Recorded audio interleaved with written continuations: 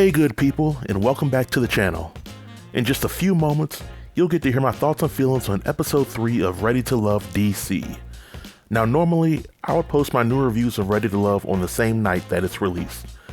But let's just say that I was out of commission until early this morning. But I'm back in full swing today and wondering if episode 3 was able to change my thoughts on which participants will make it to the final 3 and which will be guaranteed for elimination. Well, stay tuned to find out. This episode opens up with a happy hour that is set up by nephew Tommy. Tacia is the first woman to arrive, and she encounters Phil, Corey, and Dante. She confronts the men about why she was up for elimination, and two of the men tell her that they didn't have a chance to talk to her during the mixer. The men then charm her, and all seems to be forgiven. Aisha then joins the group, and let me tell you, she definitely has the best body that money can buy. She's thicker than cold Rotel dip, and we as the audience learn that she strategically wore that outfit to break the necks of the onlooking men. Before you know it, the entire room is filled with all the participants. This is when nephew Tommy comes in and lets the group know that the women will be in control of elimination this week, and he encourages all the men to make a great impression on the women to avoid being sent home. This news causes Tyrone's eyes to bulge out of his head further than they already do, and he begins to get to work. We briefly see a scene of his one-on-one with Carrie and another brief scene with his one-on-one with Zadia. Tyrone then meets with Sabrina and Aisha. They're having a conversation about eating oysters and slurping them up. I must say the women on this season are very open-minded. We get a scene of Carrie and Carrington, and Carrie essentially admits that talking to Carrington feels like she's on an interview because he asks some very surface-level things. Courtney and Cornelius then have their one-on-one, and it appears as if Courtney is marking her territory and sinking her claws into Cornelius, which really isn't a bad position to be in, because Courtney is, for lack of a better word, blessed. She places her hand on Cornelius' leg, and it lets him know that he can get the yams if he so chooses. Corey and Sabrina have a very awkward conversation. He talks to her like he's a 6th grader trying to ask a college girl out on a date. And the way he talks reminds me of Oswald Bates from In Living Color. Now, if you're old enough to remember that show, please leave a comment below. We then see Corey going on a date with Mumin after the mixer. We essentially learn that the only reason Mumin agreed to date Corey was because he helped her fix a flat tire after the mixer. While during this date at the park, Corey is continuing his awkward ways, and during some parts of the date, he's making Mumin feel uncomfortable. My thing is this, Corey, if you've been on 100 dates in the past year, and if they're anything like we've seen on the show, then you might as well move out of the DMV, because the area is too small for you to be fumbling the ball like that. But I digress. Camille invites Walter, Courtney, and Cornelius out on a double date.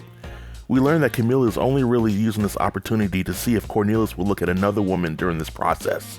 I guess Camille underestimated Courtney, because Courtney uses this opportunity to shoot her shot at Cornelius in front of everybody. Courtney advertises herself as a very sexual person, believing in sex before marriage, and she marks her territory again by grabbing Cornelius' inner thigh, slightly grazing his tallywhacker area, and looking at Camille as she does it. Courtney didn't come to play, and Camille proved that she was all bark and no bite. Walter witnesses this battle between the ladies, and he gracefully exits the show. Zadia and Tyrone meet up for a date, and while I know they were discussing things like mental health, I was completely distracted by Zadia's body. It's simply a work of art, and she wore a spandex outfit on the date. It showed off all the curves, and I would consider her to be another lady that is blessed. We see a scene of Carrington and Aisha going out on a date. They spend an uncomfortable amount of time admiring how good they look to each other. But later on, Aisha fires out some very serious questions to Carrington, and he doesn't quite seem to know how to answer them. Nevertheless, they seem to have some kind of chemistry going on. Zadia then sets up a date with Dante, Naeem, Tacia, and Shiloh. They talk about their turn-ons with the group, and Shiloh uses the opportunity to make her presence known to the men. Naeem lets Shiloh know that he sees her and he's listening, to which Zadia lets Naeem know that she likes him as well.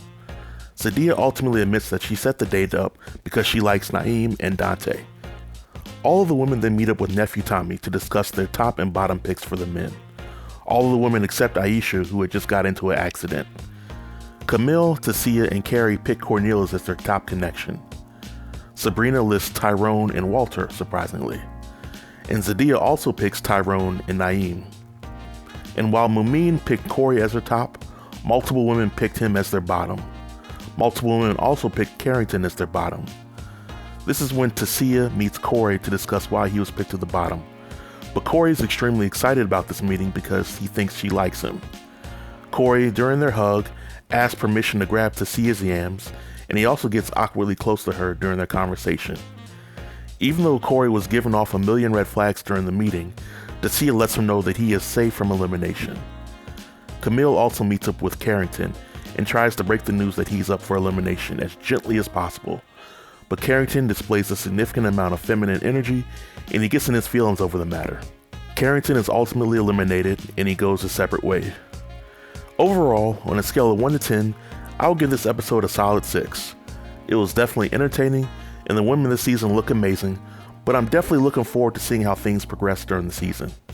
And with that being said, I gotta share my revamped predictions for who's gotta stay and who's going home.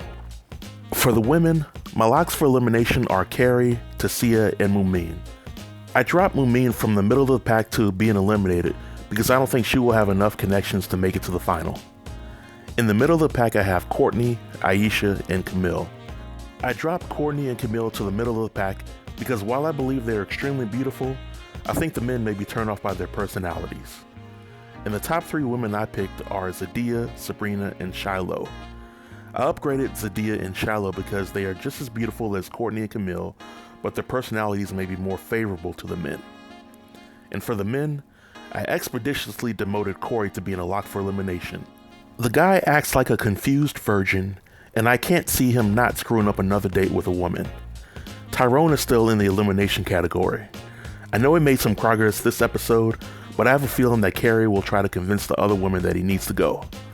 Phil is also picked for elimination due to his lack of connections. The middle of the pack for me are Naeem and Frank, and the top 3 are Dante, Cornelius, and Walter. Well folks, this marks the end of my recap and review, but be sure to let me know what you thought about my video, this episode, or my predictions in the comment section below, and I'll be sure to reply to all the comments. Until next time, stay tuned and stay safe. Peace.